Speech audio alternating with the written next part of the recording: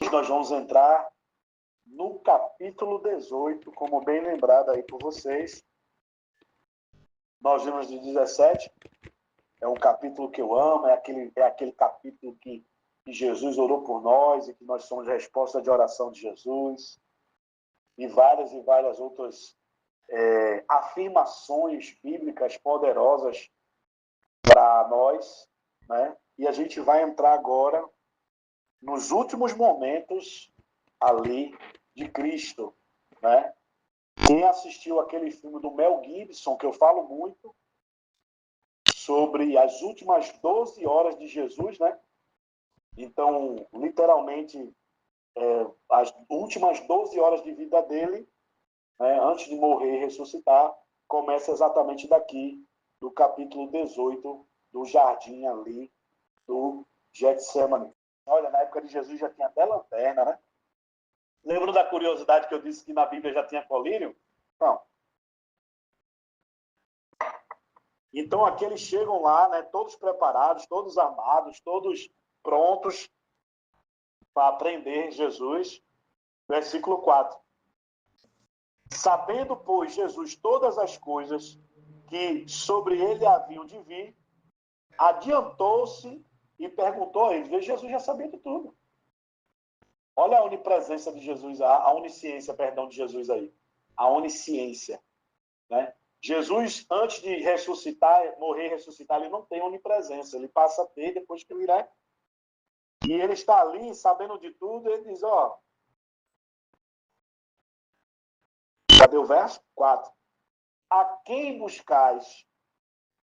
E responderam-lhe, a Jesus o Nazareno.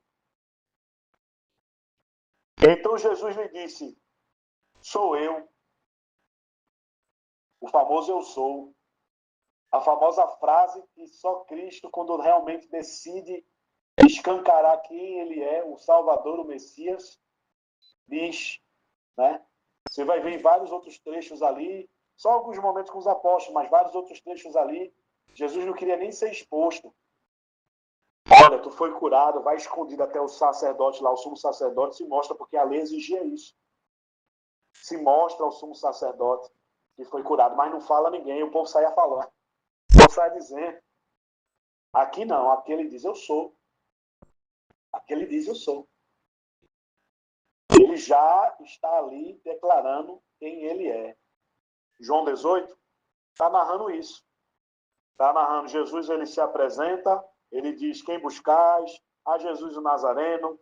Então Jesus diz, eu sou. E o texto continua dizendo assim, ora Jesus não, Judas, o traidor, estava também com eles. Quando, pois, Jesus lhe disse, sou eu, né? Recuaram e caíram por terra. Né? Só em João está escrito esse momento, ok? Quando Jesus se apresenta com a mesma palavra que Deus se apresentou a Moisés, né? A Bíblia diz que eles recuaram e caíram por terra, né? Eles caíram. A glória de Deus naquele momento não permitiu que eles permanecessem em pé. O Deus vivo, Deus Todo-Poderoso, estava ali presente e Jesus se declarando como tal, né, se apresentando como tal, a mesma vozinha da sarça ardente, a mesma vozinha ali, estava se apresentando diante de fariseus, de guardas, de sacerdotes, dos apóstolos, estava ali se apresentando de tal forma que eles não conseguiram ficar de pé, né?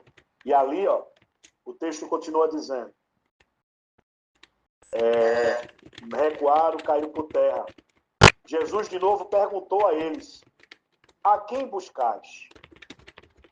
É muita autoridade, irmãos. Responderam, a Jesus o Nazareno. Então lhes disse Jesus, já vos declarei que eu sou. Jesus, de novo. Já vos declarei que eu sou. Se é a mim, pois, que buscais, deixarestes ir. Né? Então vejam, ele foi, Jesus fez aquela cena gloriosa. Quem vocês estão buscando? Jesus o Nazareno. Sou eu, o povo caiu. povo cai e ele pergunta de novo. Tem perdão, não. Ele pergunta de novo. Mais uma vez, ali, ele é consultado, ele é interrogado e diz, aí, vocês estão perguntando quem é? E eles dizem ali o quê? Jesus Nazareno novamente. E ele diz, eu não já disse que sou eu? A quem vocês buscais está aqui. Então, mais uma vez, irmãos, Jesus ele se apresenta ali e declara, eu sou, e eles caem. E eles estão lá, ainda se levantando, se organizando, a quem vocês buscarem. E mais uma vez ele declara, sou eu. E dessa vez ele age como todo bom pastor, como um pai protetor, como um irmão mais velho, como uma pessoa responsável por outros. Ele diz, eu sou este, deixai estes ir. Deixai eles ir. Os outros 11 ali que estavam com eles, deixai eles ir. E foi isso que aconteceu. Olha o que diz. 9. Para que se cumpra a palavra que dissera, não perdi nenhum dos que me deste. Então, ele tinha dito isso 2 capítulos aqui, um capítulo anterior, né? Ele não perdeu nenhum dos que ele recebeu. O único que foi perdido era aquele que seria o filho da perdição, aquele que deveria ser aquele que o entregaria, que o trairia, né? Então, o texto continua dizendo assim, irmãos. Não perdi nenhum daqueles que me deste. 10. Então, Simão Pedro puxou da espada que trazia e feriu o servo do sumo sacerdote, cortando-lhe a orelha direita. E o nome desse servo era Malco. Mas Jesus disse a Pedro, mete a espada na bainha. Não beberei porventura o cálice que o meu pai me deu. Então vocês vão lembrar que não no texto de João, mas em outro texto, Jesus está no Getsemane orando e dizendo, Senhor, né, se possível, passa de mim esse cálice, mas seja feita a tua vontade. Aqui o apóstolo não narra, mas narra indiretamente, falando sobre a questão do cálice, sobre a questão do dever que ele deveria cumprir, da morte que ele deveria passar, de toda a humilhação. Isso estava programado, na linguagem bíblica, profetizado. Isso estava decidido desde sempre. E aí o texto começa a dizer, né, no versículo 12, assim, a escolta, né, todos que estavam ali, o comandante e os guardas dos judeus prenderam Jesus, manietaram-no. O que é manietar? É a mão, né, manietar, prenderam. Né? Se fosse na nossa linguagem hoje, seria algemado. Foi algemado, não, eles amarraram as mãos, manietou. 13. E o conduziram primeiramente a Anás, pois era sogro de Caifás, sumo sacerdote naquele ano. Né? Lembrando que os sacerdotes, a cada ano e a cada período, eles mudavam. O sacerdote, o sumo sacerdote daquele ano era Caifás. Né? Ora, Caifás era quem havia declarado aos judeus ser conveniente morrer um homem pelo povo. E isso é interessante. João se preocupa em narrar isso aqui, que também era uma profecia que o Caifás fala sem saber. Né? Que um homem deveria morrer pelo povo. Ele estava falando do próprio Jesus e não estava sabendo. Né? São textos anteriores, isso é falado. Então, no verso 15, Simão Pedro e outro discípulo seguiram a Jesus. Sabe quem é o outro discípulo? É o próprio João que está escrevendo. Ele nunca coloca o nome dele, quando ele vai se referir a ele, ele chama de discípulo, ou senão discípulo amado. Né? Ele não se coloca ali. Ele diz, então Simão Pedro e outro discípulo seguiram Jesus. O que é que foi omitido aqui? Por exemplo, que João não descreve, e o outro evangelho descreve, que Jesus ele vai curar a orelha de Malco e coloca no lugar. E aqui no João não narra isso, ele não narra. Ele narra que a orelha foi cortada, mas ele não narra que Jesus vai lá, pega a orelha e coloca no lugar novamente. Né? Então, aqui diz, Simão Pedro e outro discípulo seguiram Jesus, tendo este discípulo conhecido do sumo sacerdote entrou para o pátio deste com Jesus. Pedro, porém, ficou de fora. Junto à porta. Saindo, pois, o outro discípulo, que era conhecido do sumo sacerdote, falou com a encarregada da porta e levou Pedro para dentro. 17. Então a criada encarregada da porta perguntou a Pedro: não és tu também um dos discípulos deste? Não sou, respondeu ele. Começou aí as negações. Né? Sabe o que é engraçado, irmãos? É que o primeiro que foi lá, que era conhecido como sacerdote, pediu lá para o Pedro entrar, ela não interrogou. Mas a Pedro interrogou. Você está ali, todo se esgueirando ali pela porta. Aí João, vem, rapaz, vem, ó. É a cena, irmãos. Aí a empregada olhou e disse: você é um deles também, né? E Pedro: eu não. Aí diz aqui, ó. 18. Ora, os servos e os guardas estavam ali, tendo acendido um braseiro por causa do frio e aquentavam-se, se esquentavam. Né? Acenderam o braseiro e estavam lá por causa do frio. Pedro estava no meio deles, aquentando-se também. Então Pedro ali, ó, diga, eu vou ficar por aqui. Como diz o bom nordestino, tapeando por aqui, tapeando. Vou me sentar aqui, vou ficar aqui me esquentando também. 19. Então o sumo sacerdote interrogou Jesus acerca dos seus discípulos e da sua doutrina. Então começou ali o questionamento. Né? 20. Declarou-lhe Jesus: eu tenho falado francamente ao mundo, ensinei continuamente, tanto nas sinagogas como no templo, onde todos os judeus se reúnem, e nada disso em oculto. Né? 21. Por que me interrogas? Pergunta aos que ouviram e lhes falei. Bem sabe que eles o que eu disse. Então Jesus já está ali, disse, ó, todo dia eu estava no templo, no outro dia eu estava na sinagoga, no outro dia eu estava na beira da estrada, no outro dia eu estava na beira... O que eu prego aqui na frente de todo mundo, sempre preguei abertamente, não era nada escondido. Por que vocês estão me interrogando? Se vocês perguntarem a qualquer um que eu preguei, qualquer um responde. Inclusive, vários eu estava ali também tinham escutado as mensagens. Né? 22. Dizendo ele isto, um dos guardas que ali estava deu uma bofetada em Jesus. Olha, dizendo, é assim que falas ao sumo sacerdote? Né? Então ali já começou o espancamento ali. 23. Já explicou-lhe Jesus. Se falei mal, dá testemunho do mal. Mas se falei bem, por que me fere? Por que me fere? Jesus está dizendo, o que eu falei a verdade. Se eu tivesse mentido, se eu tivesse falado mal, falado errado, eu seria espancado. Mas eu estou dizendo a verdade. Por que está me ferindo? Né? Por que me fere? 24. Então Anás o enviou manietado, com as mãos amarradas, à presença de Caifás, o sumo sacerdote. E aí tem todo esse processo que a gente já está se aprofundando. 25. Lá estava Simão Pedro, esquentando-se.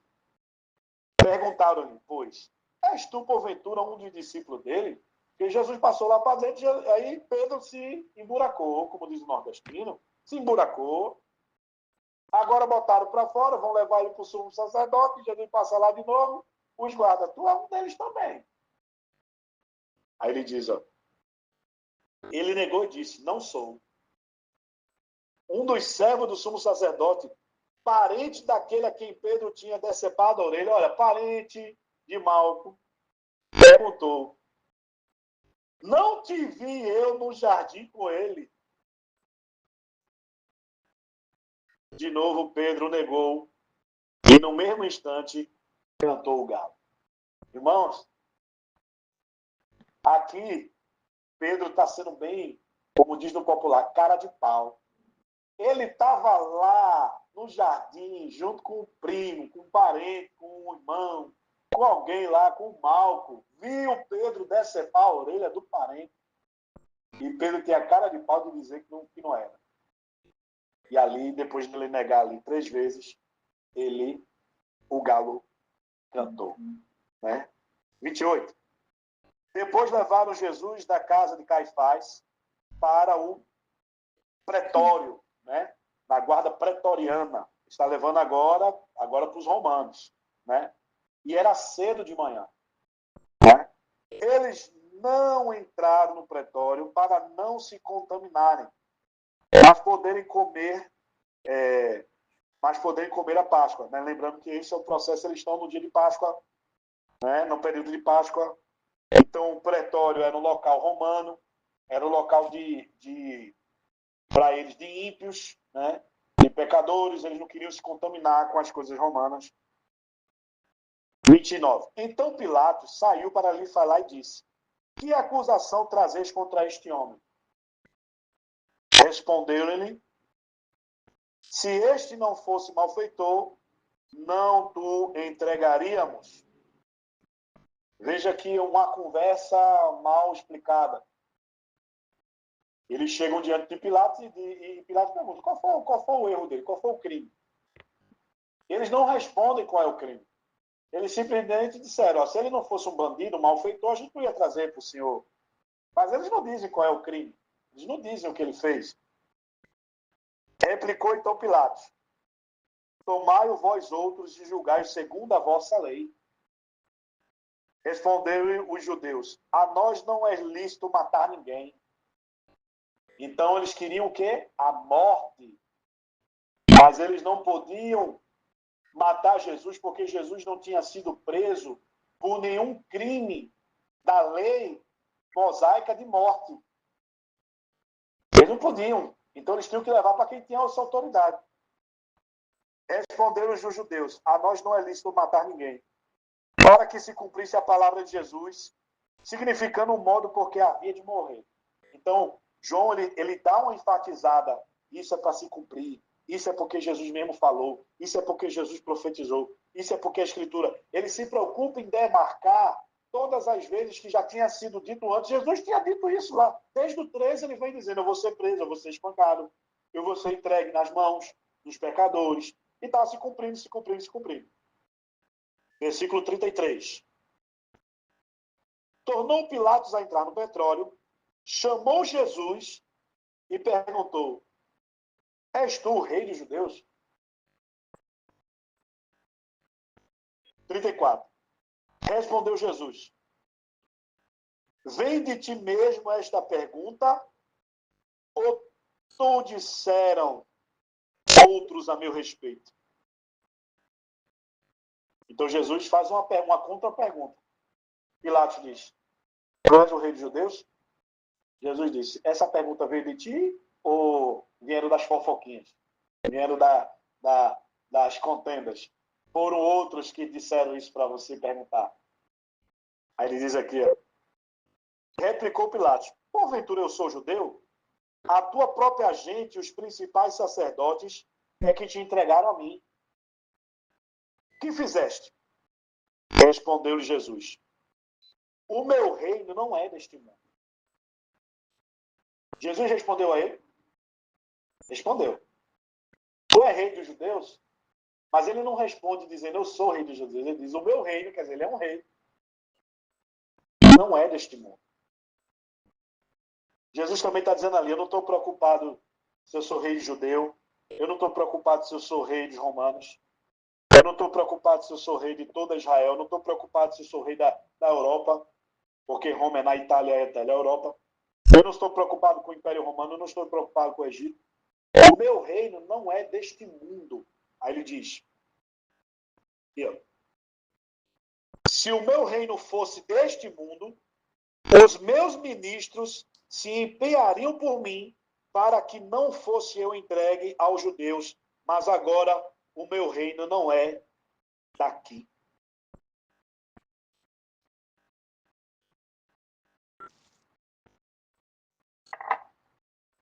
Isso é tão lindo, gente. Isso é tão lindo. E esses ministros aqui que ele está falando não são os apóstolos, não, viu? Só que ele não ia dizer que ele podia clamar uma legião de anjos ali e resolver a situação. Ele disse: se o meu reino fosse desse mundo, os meus ministros chegariam a ti. Jesus nunca tinha chamado um apóstolo, nunca tinha chamado um discípulo dele de ministro em momento nenhum. Ele está falando daqueles que já eram, né, do reino dele lá. Né? E ele complementa dizendo assim, 37. Então disse Pilatos, logo tu és rei. Ele disse, o meu reino não é daqui. Logo tu és rei. Respondeu Jesus, tu dizes que sou rei. Eu para isso nasci, e para isso vim ao mundo, a fim de dar testemunho da verdade. Todo aquele que é da verdade, ouve a minha voz. Então Jesus disse que era sem dizer, e Pilatos afirmou o que ele mesmo perguntou. É lindo, é lindo. Aí diz, 38. Perguntou-lhe Pilatos, o que é a verdade? Rapaz, rapaz, o que é a verdade? O que é a verdade? Perguntou-lhe Pilatos, o que é a verdade? Tendo dito isto, voltou aos judeus e lhes disse, eu não acho nele crime algum. Só aquele papo ali. Eu não acho nele crime algum. É costume entre vós que eu vos solte alguém por ocasião da Páscoa. Quereis, pois, que vos solte o rei dos judeus? Olha aí. Então gritaram todos novamente, não este, mas Barrabás. Ora, Barrabás era um salteador, um ladrão. Só que o texto, irmãos, é muito interessante. Está tudo acontecendo tão rápido, está tudo acontecendo numa dinâmica. Pilatos, Caifás. Em nenhum momento os judeus tinham gritado antes. Mas pode ver que enquanto estava acontecendo o diálogo, os judeus lá fora que queriam a morte dele já estavam gritando. Já estavam fazendo aquele alvoroço. Nos outros textos do Evangelho você vai ver que isso aconteceu. Né? Eles chegam a chamar Barrabás, botar do lado dele. Né? Eles chegam a fazer certas situações exatamente sobre isso. E ele diz, por ocasião da Páscoa, então gritaram novamente, não este, mas Barrabás. Ora, Barrabás era ladrão, salteador. E aí encerra o capítulo 18. Encerra o capítulo 18. Próxima segunda, a gente vai ver o 19. Mas ele fecha isso. E aí a gente vai ver o 19 aí. Pilatos mandando açoitar. Porque isso era padrão. Foi preso, foi apresentado a ele, não era porque era Jesus. Foi preso, foi apresentado a ele açoite. Né? Foi preso, porrada, pancadaria. Né? Maus tratos, tortura. Foi preso, levado ali, é feito isso aí. Por quê? Porque isso aqui não faz parte da cultura judaica, é da cultura romana. Então ele já estava na mão de Pilatos. E Pilatos tinha que manter a pose. Para manter a pose, ele vai fazer aquilo que o povo quer. É soltar um ladrão, soltar um agitador e açoitar quem está no domínio dele.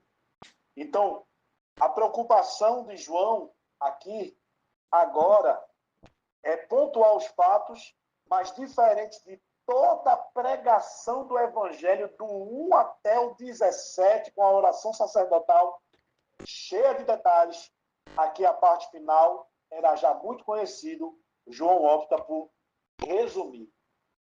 Ele resume os acontecimentos aqui no 18, ele vai resumir no 19.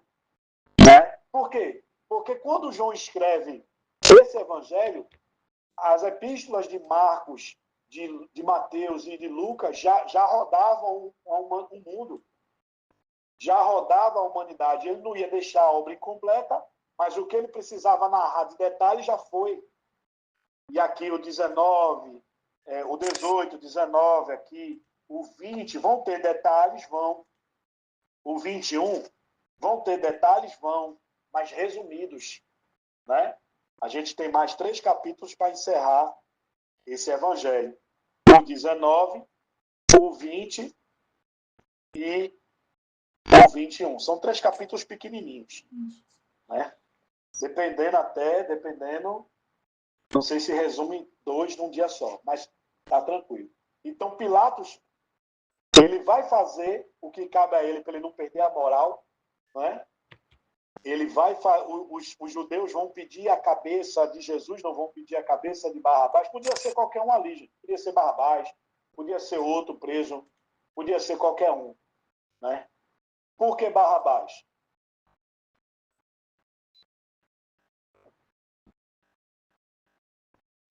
Barrabás, ele era o preso, ele era nessa época aqui, isso é história, tá?